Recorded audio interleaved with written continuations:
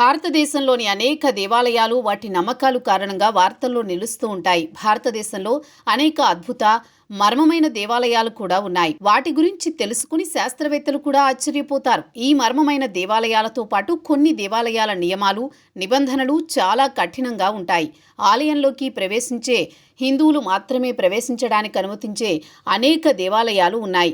హిందువులు కానివారు లేదా నాస్తికులు ఈ దేవాలయాల్లోకి ప్రవేశించడానికి అనుమతి లేదు. హిందువులు కాకపోయినా లేదా మరే ఇతర మతానికి చెందిన వ్యక్తుల ప్రవేశం నిషేధం. మరి ఆ దేవాలయాల గురించి ఈరోజు తెలుసుకుందాం. తిరుపతి వెంకటేశ్వర స్వామి ఆలయం. తిరుపతి కలియుగ దేవుడైన శ్రీ వెంకటేశ్వర స్వామి నివాసం. ఇది భారతదేశంలో అత్యంత ధనిక హిందూ దేవాలయాల్లో ఒకటి.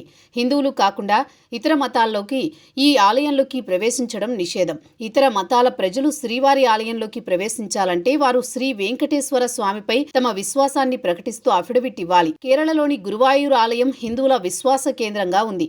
ఈ ఆలయం 5000 సంవత్సరాల పురాతనమైంది. ఇక్కడ హిందువులకు మాత్రమే ప్రవేశం ఉంటుంది. ఇతర మతాల వారికి ఈ ఆలయంలోకి ప్రవేశం నిషిద్ధం. ఈ ఆలయంలోని ప్రధాన దేవత బాల్ గోపాల్, కన్హయ్యను గురువాయూరప్పన్ అని పిలుస్తారు. ఈ ప్రదేశం శ్రీకృష్ణుడు, విష్ణువు నివాసంగా పరిగణిస్తారు.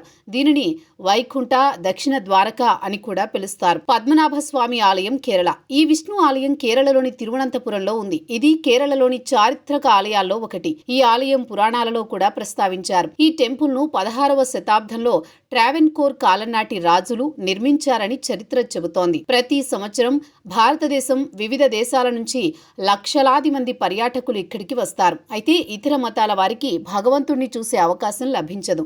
హిందువులు కాని వారికి ఆలయంలో ప్రవేశం నిషిద్ధం. జగన్నాథ ఆలయం పూరి. ఈ ఆలయం విష్ణువు 8వ అవతారమైన శ్రీకృష్ణుడికి అంకితం చేశారు. జగన్నాథ ఆలయం భువనేశ్వర్ సమీపంలోని పూరి నగరంలో బంగాళాఖాతం సమీపంలో ఉంది.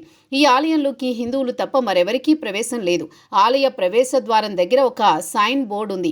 ఈ బోర్డుపై సనాతన హిందువులు మాత్రమే ఇక్కడకు ప్రవేశించడానికి అనుమతి ఉందని రాశారు. అంతేకాదు హిందువులు కాని భక్తులు ఈ ఆలయంలో అడుగు పెట్టడానికి, జగన్నాథుడిని చూడడానికి అనుమతి లేదు. 1984లో అప్పటి భారత మాజీ ప్రధాని ఇందిరాగాంధీ కూడా తన భర్త వేరే మతానికి చెందినవారు కాబట్టి ఈ ఆలయంలోకి అడుగు పెట్టడానికి అనుమతించలేదు.